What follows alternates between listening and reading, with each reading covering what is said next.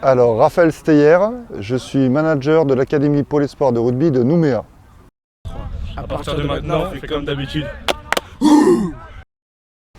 Alors, j'accompagne les jeunes joueurs de Nouvelle-Calédonie et de Wallis et de Futuna, d'accord, dans leur double projet scolaire, prioritairement, et sportif.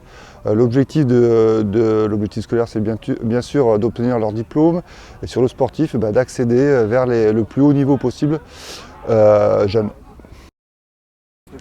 Alors, chaque staff est composé de 6 personnes. Voilà, dans ce staff-là, je suis responsable du suivi et des besoins personnalisés de tous les joueurs.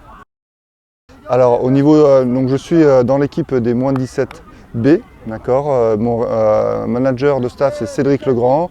Mon entraîneur des avants, c'est Laurent Albinet. Et l'entraîneur des trois quarts, c'est Paul Dariès.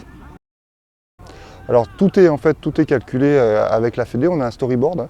La FFR nous donne des thématiques et toutes les équipes, les 4 équipes de moins de 17 ans, doivent faire les mêmes thématiques dans les mêmes moments. Alors l'idée vraiment, c'est déjà, on a une base, un référentiel commun qui s'appelle le projet bleu, qui est autour de l'esprit bleu, voilà, l'état d'esprit de l'équipe de France. Et puis après, nous avons des attendus sur le jeu avec des thématiques particulières. Alors déjà c'est une expérience extrêmement positive, on est arrivé il y a une dizaine de jours déjà maintenant. Déjà l'acclimatation était compliquée, les premiers entraînements dans le froid, quand on est monté dans l'avion il faisait 35 degrés, quand on est descendu il faisait -5, donc effectivement c'était pas simple.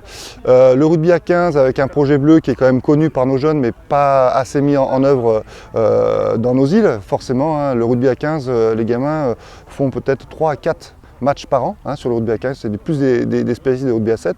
Mais sur l'expérience globale, elle est très intéressante. En tout cas, ils ont grandi très vite en quelques jours. Alors, c'est toujours très particulier, ça va très vite. On a très peu d'entraînement pour mettre en place un collectif avec des attendus qui sont très spécifiques. On ne fait pas ce qu'on veut. On a un manager général de toutes les catégories moins de 17 ans.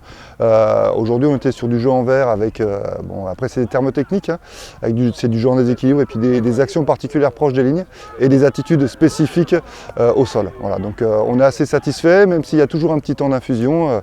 On aura vraiment l'effet dans 2 jours lors du match. Alors déjà c'est une organisation monstrueuse, c'est 400 personnes, 400 personnes à gérer, des emplois du temps qui sont timés au quart d'heure près, tous les jours, entre les repas, la logistique, l'utilisation des terrains, les thématiques, ça va même jusqu'aux thématiques de l'entraînement, des données statistiques en permanence, des données GPS, etc. Donc c'est vraiment un plaisir de travailler dans une organisation aussi carrée. Voilà, c'est la première chose. Et puis après, comme tous ces stages-là, ce n'est pas uniquement les informations descendantes qui sont intéressantes, c'est le partage avec les collègues de notre équipe, des équipes adverses. Et surtout, et après, voir l'effet qu'on peut avoir sur la progression des jeunes qui sont quand même des joueurs de très haut niveau à la base.